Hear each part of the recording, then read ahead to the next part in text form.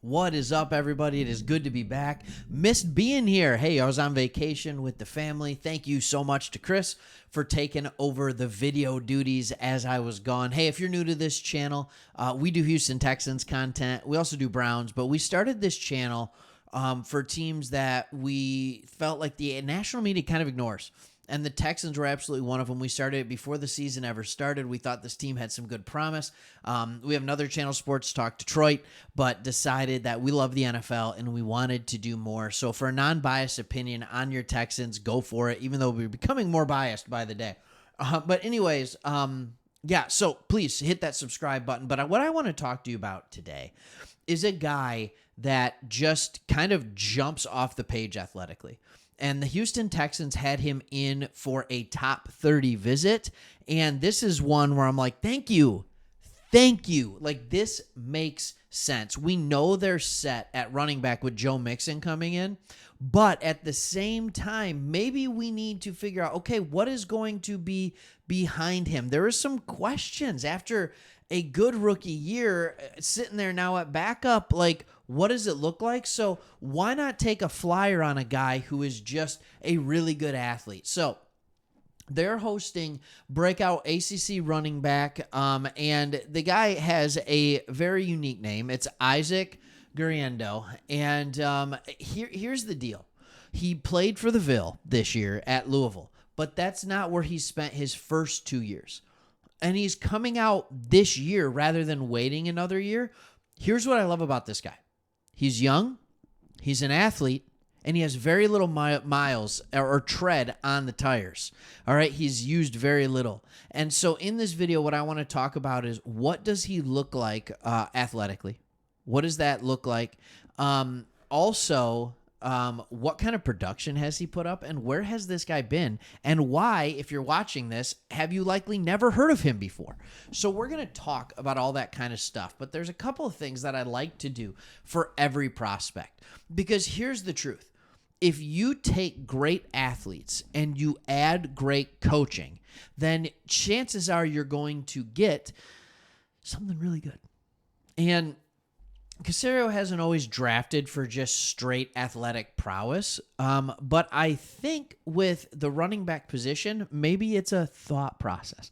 Then for a year or two to learn behind Joe Mixon, let's go. This is a really good idea. So let's look at this guy. If you haven't seen this before, what I love to talk about is the RAS, the relative athletic score. And what this shows, the RAS, is that players score on a 10.0 scale compared to all other players from his position. Okay? Here's what I need to tell you about this guy. Isaac tested in a way that made him the fifth. You didn't hear me wrong. You rarely see a top 10. I don't think I've seen a top 5 at a position yet this year. It's very unique because those elite players at those positions often don't test for some reason. But he ranks 5th out of 1,765 running backs from 1987 to 2024. There is nothing that is wrong with his RAS. His straight line speed is phenomenal. Fastest running back in this year's class. The fastest in this year's class. And his short speed was just as good as his long speed. Okay, so if he has a lot of straight line speed, maybe he's not as big, right? Nope, wrong. All right, he's 6 foot, 221 pounds. Okay. Well, all right, so, but what does his explosion look like? Oh, he's one of the best to ever test at a 41-inch vertical and a 10-foot, 9-inch broad jump, number 1 and number 2 in the class. So he's the fastest, and he is also, he can jump the furthest and the highest. Okay, so at that size, with that speed, surely his agility isn't going to be that great. Nope, it is fantastic. It's unbelievable watching this guy.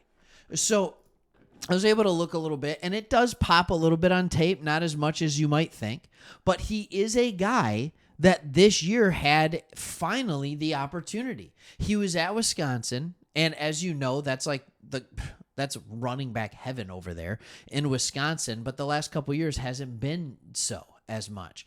And he didn't get carries.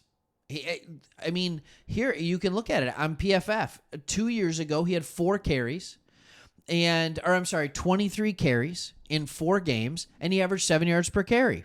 I think that's pretty good. Okay? This past year, he only got 64 attempts, averaged 6 yards per carry, or 2 years ago, sorry, at Wisconsin. Just hit my microphone. Then he transfers into the ACC, and they say, all right, you're going to split time, but we're going to give you more carries, and he gets 132 carries. He gets almost 10 carries a game. It comes in at like 9.2 or something like that, carries per game. All right, and he runs for an average of 6.1 yards per carry. He has 11 touchdowns. Big play threat. He can score from anywhere. And then, not to mention, in 24 targets, has 22 catches for 234 yards. This is a guy that absolutely has the ability to be a player at the next level. An absolute player at the next level. And what I think is so cool about it is that he can find a fit with the team. Like, he absolutely can find a fit and make that happen. So, when would we draft him? And what would that look like? All right. Well, and what would it look like on the team? So I always like to hit up a little depth chart action. All right.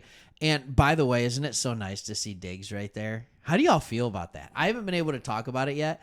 I do want to talk more about it. I'll probably do another video just talking about Stephon Diggs and what he brings to the team and all that good stuff. All right. But you got Dameon Pierce, who last year was really bad after a very good rookie year. All right, but you also have to remember Dameon Pierce is a guy that you spent a 4th-round pick on. Now, the NFL is a league where if you're the better player, you will play. It doesn't matter if you were a 3rd-round pick, a 6th-round pick, 1st-round pick, doesn't matter. But here's the other truth to the NFL. If you are a 1st, 2nd, or 3rd-round pick, you will have much more opportunity to prove your worth than if you're a 4th, 5th, or 6th-round pick, or even a 7th-round pick. All right, so Dameon Pierce, a 4th-round pick, that's some capital invested, but not a ton. Didn't stop him from going and paying Joe Mixon. And depending on how the board falls, there is a chance that the Texans go for another running back. So let's look at what picks they currently have available. All right, now, this has not been reworked. All right, they have 59. All right, the Minnesota one is gone, but they have pick 86 and pick 123 and 127. If they wanted this, he may still be available 4th-round pick 23. I don't know that he will be. I think you could take this pick or this pick, combine it with a couple of later picks, move back into the 3rd round, and possibly take him. I think that's what makes the most sense. So there you kind of have it. I just wanted to talk about a stud running back that there is a good chance that the Texans could have. So hope you like the channel. Hope you like the content. Hey, we want to be your go-to spot. We do.